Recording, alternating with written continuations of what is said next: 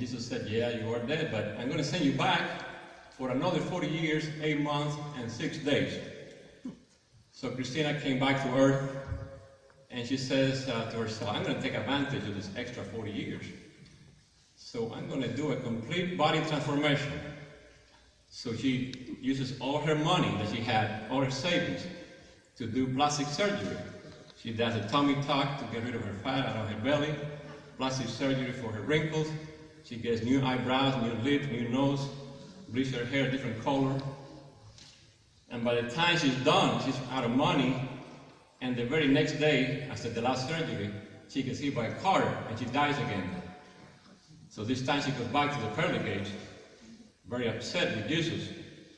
And Jesus is waiting again, and she says to Jesus, Jesus, how can you let this happen to me? You told me I was going to live another 40 years. How do you let this car hit me? And Jesus had this puzzled look on his face, and he pondered for a little bit looking at her. And after a while she says, oh my gosh, Christina, I didn't recognize you. My brothers and sisters, on this 22nd Sunday of an ordinary time, I like to focus on two messages that we get from today's reading. And the first message is that we all need a transformation. We all need a transformation, but unlike Christina, we need a transformation of the heart. Well, the kingdom of God lives in our heart. And Jesus came to give us a heart of flesh, to remove this heart of stones that we have. Second message I want to talk about today is that religion, pure religion, is good for us.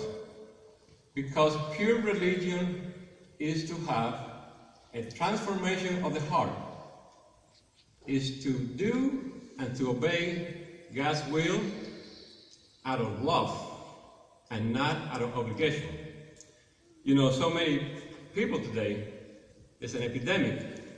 I've heard this so many times from people. They say, I'm spiritual, but not religious. Have you guys heard that? I've heard that many times. But I think that what happened to these people, first of all, they don't know what religion is. They don't understand what religion is for. Secondly, I think a group of them, they use it as a cop-out not to submit and to obey God. But religion, pure religion, is to have a transformation of the heart. Jesus came not to abolish the law, but to fulfill the law and to establish the law of love, which is much harder to follow than the written law. So we see in the first reading that, Moses tells his followers to obey and to not disregard any of God's laws, because this is what will bring them to the promised land and to be an example to the people around them, to all the nations around them. But as you know, the Pharisees came around later and they established 613 legal codes, and this made their life impossible. They imposed these things on the people of God, and they themselves mostly didn't follow this, so they were kind of hypocrites. But that's not the religion we want. We want a religion that transforms our hearts and help us do things out of love. And that's what we have, our Catholic, beautiful faith. Because that's what our mother, the church, is doing for us. That's why we come to church. That's why we receive the sacraments. That's why we practice works of mercy. And everything that the church is teaching us is for that conversion of the heart. St. Paul wrote very strong that we are saved through faith, but not through the works of law. Because he understood that it is the spirit of the law, not the written word, that's important. But don't confuse that to mean that we don't have to do works. Of course we have to do works, but the works that we have to do are from a heart that is full of love, and we do it out of love, from love for the Father and love for everyone else. So we see then later in the gospel reading from Mark that the Pharisees are complaining that the Jewish people, the disciples of Jesus Christ, they don't wash their hands before meals. And they're complaining about this. But this has nothing to do with the health of these people, because they didn't understand health back then. There was no idea of viruses, bacteria. This was strictly a tradition of men, following the elders. So they impose this on the Jewish people. And again, that is not the religion that we want. But Jesus spoke to them really clearly, very clearly. He says to them, it's not any of these traditions outside the heart that defiles a man or makes him pure. It is all the things that are in our heart.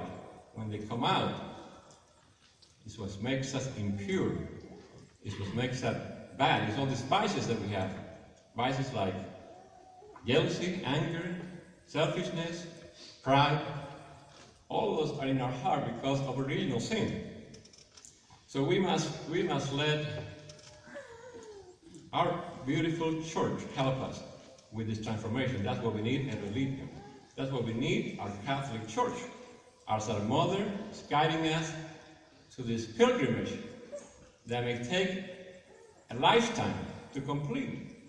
Because what we put in our brain, you think it takes years to fall and change our heart. You know, I'm not a Bible scholar, so I like to tell stories about my own experiences. So, as I was growing up, as a young man in Cuba, I was blessed with good family. And neither one side of my family I ever heard them curse one time. But as I grew older, went to high school, later to college, most of my friends were following the human tradition of cursing. And I fell for that. And I started cursing with the rest of them.